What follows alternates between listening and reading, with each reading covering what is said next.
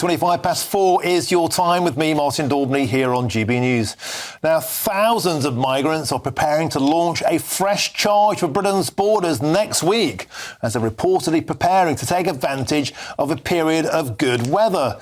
Now, this comes as 4 days of poor sea conditions, high winds and heavy police presence on French beaches, if you believe that, put a temporary halt to Channel dinghy crossings over the weekend. Well, we can now speak with the former Conservative Immigration Minister, Kevin Foster. Kevin, welcome to the show. Here we are again. The only thing that seems to keep the boats down is a bit of choppy weather. And meanwhile, the crowds continue to pour into those beaches, those jungles in Calais. And when the weather gets better, as sure as night follows days, the dinghies are going to come. Yeah, absolutely, Martin. When you and I spoke about this last week, I think it was just under 5,900 arrivals so far for 2025. It's now 6,600, and we've got better weather to come for crossing. So some of the things we've seen from the government in the last week or two, potentially floating third country processing, some Labour MPs floating, even changed the ECHR, is probably because now the Home Office is starting to see the projections for the next month or two and the summer, when the weather will be at its best. And I can't imagine it's making pretty reading at all. And the events on Monday, the big summit, well, just repeating smash the gangs, you know, a slogan for opposition, not a strategy for government, is not going to deter a single person who is thinking of crossing in the next few weeks. So sadly, we are likely to see even higher numbers, and we're already running at record numbers for a year to date, and it's just going to get even worse. Kevin Foster, to be fair, James Cleverly used to take credit for bad weather when the numbers went down. Now, Yvette Cooper is blaming good weather for when the numbers are up. Maybe the whole lot of you should just learn how to do a rain dance.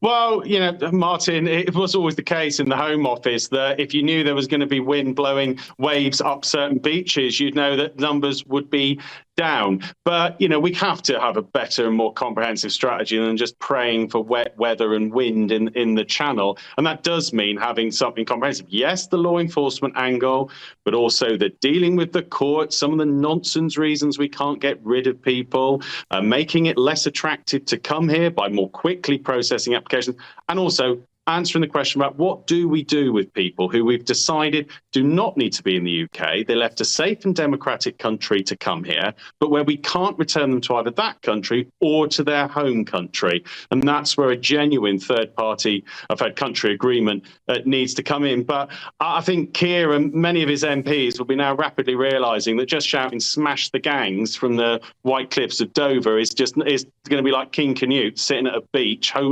ordering the tide back. It's going to be completely ineffective. Yeah, about as effective as Rishi Sunak shouting, "Stop the boats." Kevin Foster, thanks for joining us on the show. Always a pleasure to have your company. Lee Anderson and Nigel Nelson still with me in the studio. Lee, there's much gnashing of teeth from your quarters there during Kevin speaking.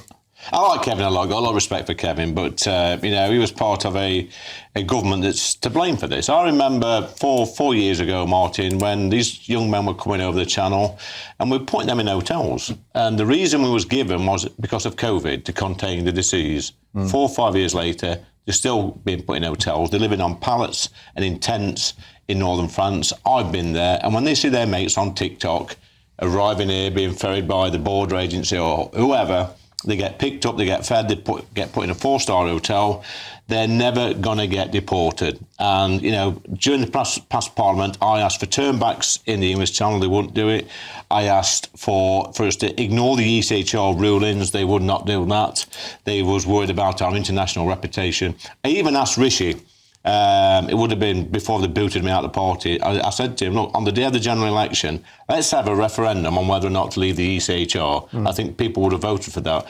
And ultimately, Martin, they're never going to stop coming unless there's a deterrent. Now, the Rwanda scheme, I sort of think that could have worked if when that first aeroplane was on the tarmac, we just ignored this silly ruling that came at midnight and sent that plane off. Because I spoke to the lads in France, these illegal migrants, and they told me, this is 2 years ago, there's no way they would risk their life on a dinghy if they thought they were going to be deported to a third country. And by the way, they are not genuine asylum seekers. They are economic migrants coming for a better life. Nigel Nelson, is there a point in that. You know, the notion that there's a continual pull factor. We had videos last week of illegal immigrants in French waters up to their knees in water, and the French cops were turning a blind eye. I've had deeper baths. The gendarme had no interest whatsoever in getting involved and turning those lads back. Let's face it, they're almost entirely lads.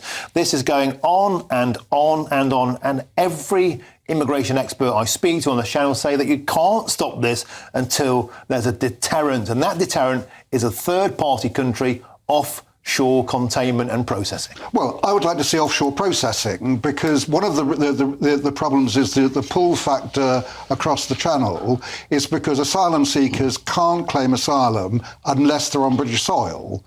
If the system was different, where they could claim asylum somewhere else, that's the direction they would go in. There was a point where... No, it's not, Nigel. No, if we had camps and centres... the Syrians. No. If we had... Yeah, but the Syrians were genuine refugees. These aren't genuine refugees. They're economic migrants. Well, no, hold on a minute. Right, I raised this question in Parliament to one of the ministers on Monday, and she says, regardless, if they still keep coming on boats and they apply for asylum, they will be granted that right to apply for asylum. The people coming over with the people smugglers are not genuine asylum seekers. They are economic migrants. They will still keep coming that way, because they know once they get here, once they step in that ocean in France, they're here. And those pictures on your screens are the ones I was talking about there, gentlemen. This is literally, look, this is illegal immigrants up to their waist in water. The gendarme, look, they will keep coming. They're going for a paddle. They're not doing anything about it. They're not making any attempt whatsoever, Nigel Nelson, to turn those craft around, to make any intervention.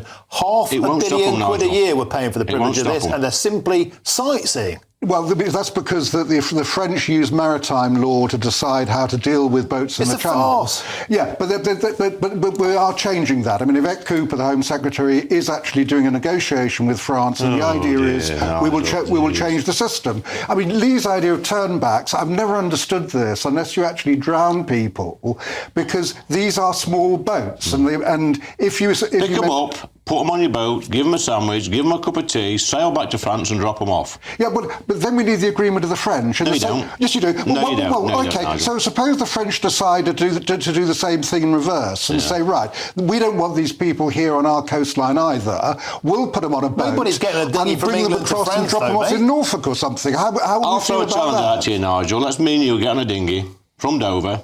Let's go to France and claim asylum. All right. What do you think will happen?